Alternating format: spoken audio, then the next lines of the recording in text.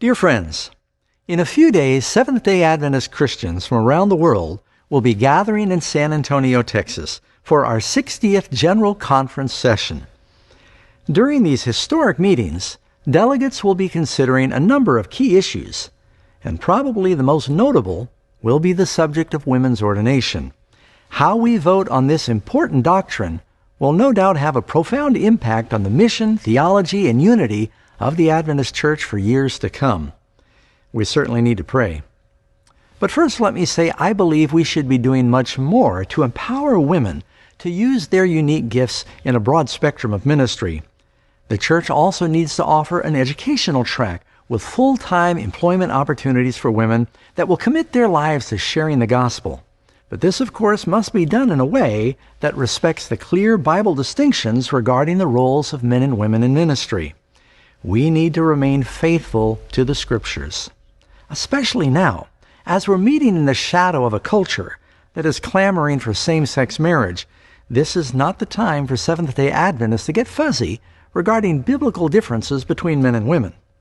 Ellen White said, "There are lessons to be learned from the history of the past. There are periods which are turning points in the history of nations and the Church. If these lessons are received, there's spiritual progress. If rejected, spiritual declension and shipwreck will follow." That's Bible Echoes, August 26, 1895. Most of us have heard the various biblical arguments for and against women's ordination. For a moment, I'd like to invite you to consider the history of what happened to 5 major American denominations that encountered this issue. Consider, for example, the Evangelical Lutheran Church in America, once a staunch Protestant church. The ELCA, the largest Lutheran body in the USA, began ordaining women in 1970.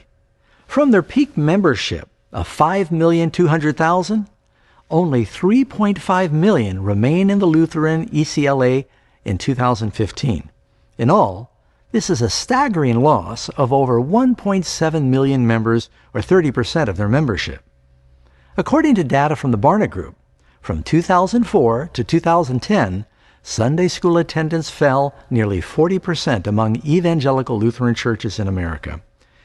Today, the Evangelical Lutheran Church is run by a female bishop, and they support same-sex marriage. Not to mention they've experienced serious internal division.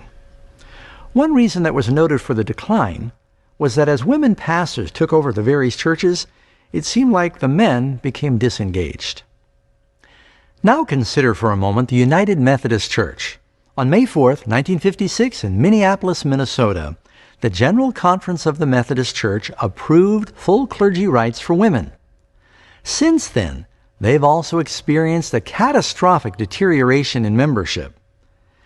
At the 2012 General Conference meeting, Reverend Adam Hamilton told the full body, "At the current rate of decline, in the last 5 years, we have less than 50 years of the United Methodist Church in the United States." Methodism in the U.S. has lost over 4.5 million members, declining every year since 1964. Today, the United Methodist Church accepts same-sex marriage, and they have experienced major divisions and a virtual exodus of congregations from the denomination. What about the Presbyterian Church USA? Well, they began ordaining women in 1959, urging that it would help them grow their church. In 60 years, the church has declined by over 55%. The PC USA now reports 1.8 million members, and that's less than half of its peak membership of 4.25 million, and down 1.95 million from what they had in 2011. In the last 10 years, their membership has declined by 500,000. In 2010, the Presbyterian Church began ordaining homosexual clergy. Several groups have broken away and formed new Presbyterian denominations. What about the USA Episcopal or Anglican Church? Well, they began ordaining without regard to gender in 1976. Since then, they have experienced a precipitous decline in both baptized members and average weekly attendance. According to the Christian Post Reporter, in 2010, the TEC membership in the United States dipped below the 2 million mark, which is far below its peak membership of approximately 3.6 million in 1966. The Episcopal Church began ordaining homosexual clergy in 2009. Thousands of members have now divided from the USA Anglican Church and formed a new denomination. During the same time that other denominations were ordaining women, the Southern Baptist churches, or some of them, began to lobby for women's ordination, and some began to independently allow the practice. But then Baptist leaders brought the matter to their 1984 convention in Kansas City. After much vigorous debate, the Southern Baptist Church voted to do more to empower women for ministry while maintaining the Bible mandate that only men should be ordained as pastors. Southern Baptists currently do not endorse same-sex marriage, or do they allow homosexual clergy to lead their congregations. In the 20 years following this decision, the Southern Baptist membership climbed to over 16 million members, and today they remain the largest Protestant church in North America. As you can see, if history's any guide, voting in favor of women's ordination shattered the mission, theology, and unity of these major denominations.